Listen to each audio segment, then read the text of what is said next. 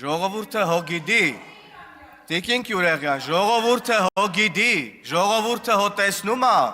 այս զեկույցում գրված փոփոխությունները, տեսնում է եւ զգում է իր մաշկի վրա։ Ինչքան ուզում եք այստեղ եկեք հոռացեք, ինչ ուզում եք խոսեք, ժողովուրդը գիտի,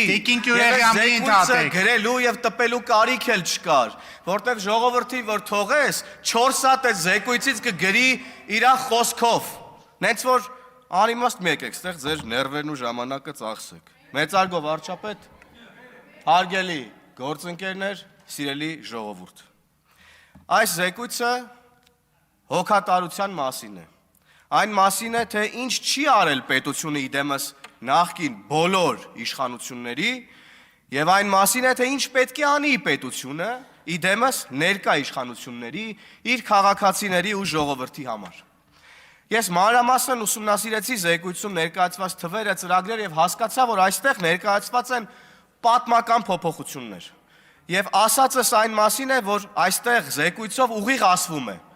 Հայաստանը անկախ է, Հայաստանը ազատ է, Հայաստանն այլևս շրջափակված չէ, Հայաստանն այլևս եւ վերջապես ինքնիշխան է։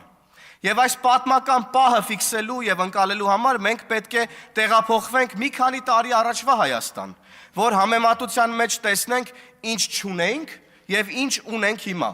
Ասել է թե նայենք այս զեկույցի հակառակ կողմը։ Օրինակ, եթե զեկույցը արտահայտեր մինչև 2018 թվականի պատկերը, օրինակ անվտանգության բաժնում պետք է գրված լիներ, որ մեր սահմանները կահավորված են կոնսերվայի բանկաներով,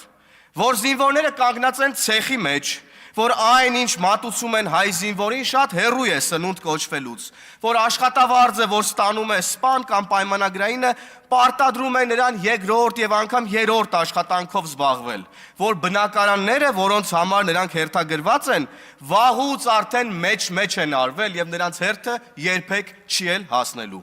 2025-ի զեկույցում սակայն մենք տեսնում ենք պատմական փոփոխություններ։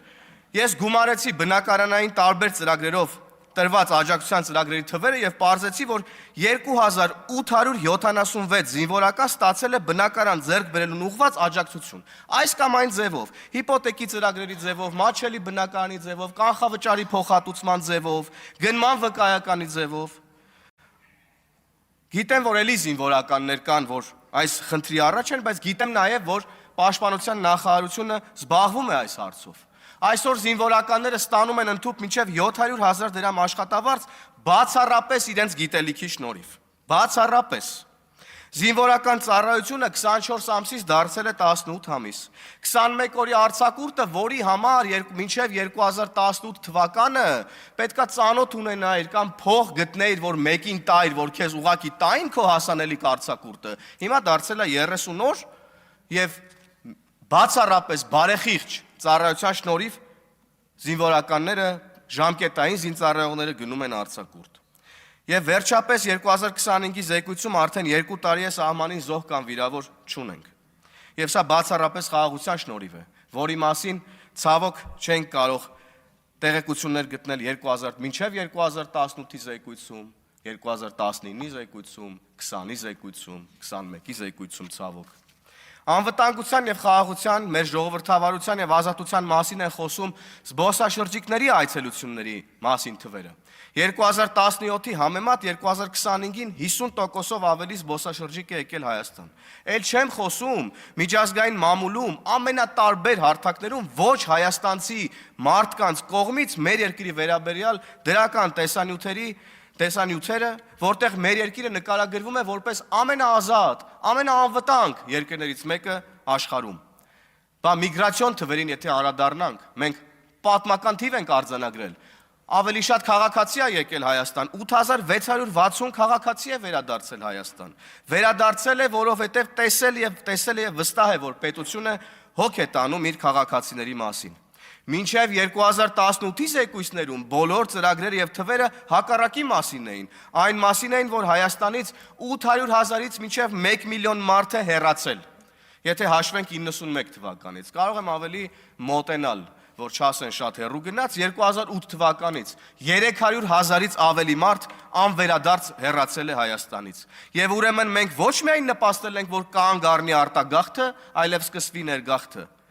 Գյուղատնտեսության ոլորտում աննախադեպ ներդրումներ են արվել ու ծրագրեր են իրականացվել, որոնց շնորհիվ մեր սիրելի քաղաքացիները գյուղտեխնիկա են ձեռք բերում, նոր հողեր են մշակում, ջերմոցներ են հիմնում, կարողանում են ոռոգել իրենց հողերը, մթերել իրենց ապրանքը։ 2025-ի զեկույցի հակառակ կողմում գրված կլիներ, որ մինչև 2015-ը համայնքային հողեր էին օտարում իրենց մտերիմներին, ջրագծեր են գետնի տակից հանում ու վաճառում, ամեն ինչ անում են, որ գյուղացին իր հողը թողնի անմշակ ու գնա արտերկիր, ուրիշի հողերը մշակելու համար, ուրիշ երկրներ հարստացնելու համար, կամ կոնկրետ երկրի հողեր մշակելու եւ կոնկրետ երկիր հարստացնելու համար։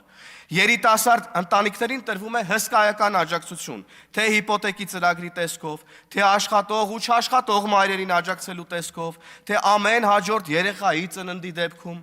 25-ից 26 թվականի Հայաստանում, սիրելի քաղաքացիներ, ավելի շատ երեխաներ են ծնվում, եւ նրանց մասին պետությունը հոգ է տանում։ Այս զեկույցի հակառակ կողմում մինչև 2018 թվականը երեխաներն արդեն պարտքի տակ էին ծնվում։ Մարդիկ վախենում էին պլանավորել երեխայի ծնունդը, որովհետև վստահ չէին, որ կկարողանան արժանապատիվ մանկություն ապահովել կամ առնվազն նվազագույն պայմաններ ապահովել իրենց երեխաների համար։ Ցնցող թիվ հնչեցրեց վարչապետը 3.7 միլիարդ դոլար, որը ներդրվել է համայնքներում կառավարության կողմից չհաշված սուբվենցիոն ծրագրերը։ Ինչ էր կատարվում մինչև 2018-ը, ոչինչ էլ չէր կատարվում, ոչինչ։ Կյանքը կանգնած էր համայնքներում, համայնքի բյուջեները թալանվում էին, գյուղապետերն էլ դառնում էին տեղի բդեշխները։ Այստեղ պետք է անդրադառնանք նաև ապօրինի գույքի բռնագանձման համակարգին, այն միայն գողոնը վերադարձնելու մասին չէ։ Այն մասին է, որ այդ գողոնն այլևս չի ավելանալու, բյուջեն այլևս չի թալանվելու, այլ ավելանալու է։ Ուստի ապօրինի գույքի վերադարձին առնչվող թվերը ամբողջական չեն արտահայտում այն էֆեկտը, որը բերել է այս համակարգը։ Գիտնականները Հայաստանում ապրում եւ ապրելու են արժանապատիվ։ 2017-ի համեմատ գիտության ոլորտի հատկացումը ավելացել է 180%-ով, աշխատավարձերը ոլորտում 105-ից 300%-ով։ Սա առնվազն նշանակում է, որ մինչև 2018 թվականը ոչ միայն ոչինչ չի արվել, այլ արվել է ամեն ինչ, որ գիտություն, գոյություն չունենա Հայաստանում։ 300 դպրոց եւ 500 մանկապարտեզ կառուցելու ծրագիրը միայն դպրոց կառուցելու մասին չէ, այլ այն մասին է, որ այլևս մանկապարտեզների ու դպրոցների տարածքները չեն օտարվում, չեն գողացվում, հատկապես դաշնակցական նախարարների պաշտոնավարման ժամանակ։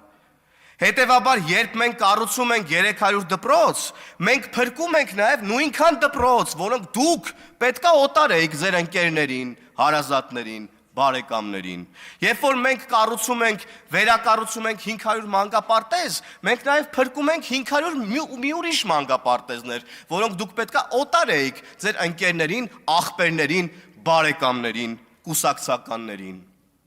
կոալիցիոն գործընկերներին։ Որովհետև այդ ժամանակ էլ, մինչև 2018-ն էլ ամեն բան արվում էր, որ Հայաստանում կրթություն էլ չլինի ընդհանրապես, որովհետև դուք նախկին իշխանության ներկայացուցիչները այդ ամեն ինչը կարող եք անել մի միջավայրում, որտեղ չկա գիտություն, չկա կրթություն, թե չէ ձեզ ով էր թույլ տալու ընդհանրապես, որ դուք այդպես բան անեք։ Եվ հիմա դրա համար դուք ներվայնանում եք, որովհետև գիտության եւ կրթության նման ֆինանսավորման, վերակառուցման, համակարգային փոփոխության պայմաններում դուք որպես քաղաքական ուժ, ել չեմ ասում որպես խմբակ, որ թալանում էր Հայաստանի Հանրապետությունը, ոչնչացված եք այլևս եւ վերադառնալու ոչ մի շանս չունեք։ Դե առողջապահության ապահովագրության մասին արդեն մենք չէ որ պետքա խոսենք, մեր քաղաքացիները մեր հանդիպումների ընթացքում, մեր մարզային այցելությունների ընթացքում շատ պատկերավոր նկարագրում են այն էֆեկտը, որը բերել է առողջապահության ապահովագրության համակարգը, թոշակների բարձրացումը եւ մյուս բոլոր սոցիալական ծրագրերը։ Եվ եթե գանք խաղաղության հաստատմանը, ապա վախենամ, որ եթե 2018-ի ոչ բռնի թավշյա ժողովրդական հեղափոխությունը չլիներ, ապա մենք ոչ միայն չէինք ունենա այս ձեռքբերումները, այլև չէինք ունենա ազատություն, անկախություն եւ ընդհանուր պետականություն։ Ուստի պետք է տեր կանգնենք այս փոփոխություններին։ Տեր կանգնենք այս փոփոխություններին։ Տեր կանգնենք այսօրվա Հայաստանին։ Տեր կանգնենք խաղաղությանը, որ չհայտնվենք էլի այս զեկույցի հակառակ կողմում, որտեղ կոռուպցիան է, ունեզրկումները, գողությունը եւ պատերազմը։ Շնորհակալություն։